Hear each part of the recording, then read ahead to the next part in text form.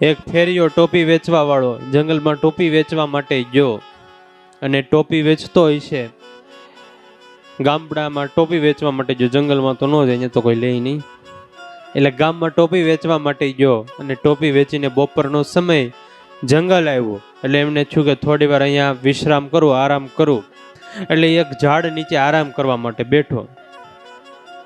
માથા ઉપર ટોપી પહેરી હતી ને આરામ કરવા માટે બેઠો તો સૂતો હતો. બાજુમાં ટોપીનો થેલો પડ્યો હતો અને ઉપર ઝાડ ઉપર વાંદરાઓ. એટલે વાંદરાઓ બધા નીચે આવ્યા અને ટોપીના ઠેલામાંથી જેટલી પણ ટોપી હતી એ બધી ટોપી લઈને ઉપર ચડી ગયા અને માથા ઉપર પહેરી લીધી. થોડી વાર સમય ગયો એટલે ફેરિયો જાગ્યો ટોપી વાળો, અને આજુબાજુ જોવે તો ટોપીનો ઠેલો ખાલી, ટોપી ક્યાંય જોવા મળે નહીં.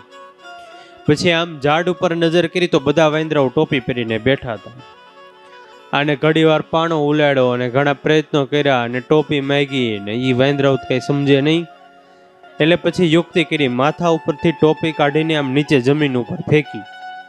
જેવી આને જમીન ઉપર ટોપી ફેંકી એટલે ઉપર ઝાડવા ઉપર વાંદરા બેઠા હતા એ બધાએ પણ ટોપી માથા ઉપરથી નીચે જમીન ઉપર ફેંકી દીધી. ફેરિયો બધી ટોપી લઈને ભેગી કરીને ઠેલામાં નાખી દીધી અને ચાલતો થયો. પછી વર્ષો પછી એ વારસો એના દીકરાએ સંભાળ્યો. પણ એને દીકરાને ભલામણ કરી કે તું ગામડામાં ટોપી વેચવા જા અને પછી જો કદાચ તારે જંગલમાં ક્યાંક વૃક્ષ નીચે આરામ કરવાનું થાય તો તારે આરામ કરવાનો, પણ ટોપી પહેરીને આરામ કરવાનો નહીં. કારણ કે જો તું ટોપી પહેરીને આરામ કરીશ તો વાંદરાઓને ખબર પડશે કે આ તો ફેરિયો છે, ટોપી વાળો છે, અને એ આજુબાજુમાં જેટલી પણ તારા ઠેલામાં ટોપી છે બધી ટોપી લઈ જશે અને એ પણ માથા ઉપર ટોપી પહેરી લેશે. બાપાએ બધી વાત કરીને ભલામણ કરી. દીકરો ટોપી વેચવા માટે રોજ જાય. એમાં એક દિવસ ગામડામાં બધે ટોપી વેચી અને પછી બપોરનો સમય ને એકાદું જંગલ હશે એમાં વૃક્ષ નીચે આરામ કરવા માટે સૂતો. હવે તડકો હોય એટલે સહેજે માથે ટોપી પહેરી હોય, બાપાના વચન કઈ માનતો નહીં હોય, મન ધાર્યું કરવા વાળો હોય છે. માથે ટોપી પહેરીને સૂતો હતો અને બાજુમાં ટોપીનો ઠેલો પડ્યો હતો. એટલે વાંદરાઓ બધા આવ્યા ને એને ખબર પડી ભાઈ આ તો ફેરિયાનો છોકરો છે, ટોપી વેચવા આવ્યો છે અને ટોપી પહેરીને સૂતો. બધા વાંદરાઓ આવ્યા, બધી ટોપીઓ હતી જેટલી પણ ઠેલામાં એ બધી લઈ લીધી અને ઝાડ ઉપર ચડી જાય ને ટોપી પહેરી લીધી. આ છોકરો જાગ્યો થોડી વારથી પછી આજુબાજુમાં ઠેલામાં બધે જોવે તો ટોપી નહીં અને ઝાડ ઉપર જોવે તો વાંદરાઓ ટોપી પહેરીને બેઠા હતા. બાપાની વાત યાદ આવી ગઈ કે બધા વાંદરાઓ ટોપી પહેરીને બેઠા છે ને ટોપી લઈ ગયા છે.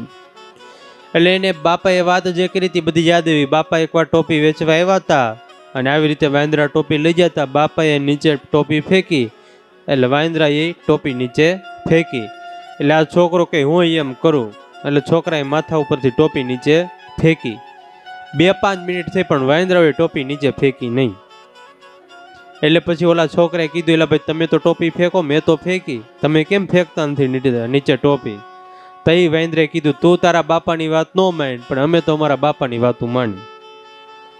તને જેમ તારા બાપાએ શીખવાડ્યું કે વાંદરાઓ સામે નીચે ટોપી ફેંકે એટલે તું નીચે સામે ટોપી ફેંકીશ એટલે વાંદરાઓ પણ સામે નીચે ટોપી ફેંકશે, એમ અમને અમારા બાપાએ પણ શીખવાડ્યું છે. ગમે એટલો સામે ફેર્યો તમને ટોપી ફેંકવાનું કે માથા ઉપરથી ટોપી નીચે ફેંકી દે, પણ તેમ છતાં પણ તમારે તમારા માથેથી ટોપી કાઢવાની નહીં.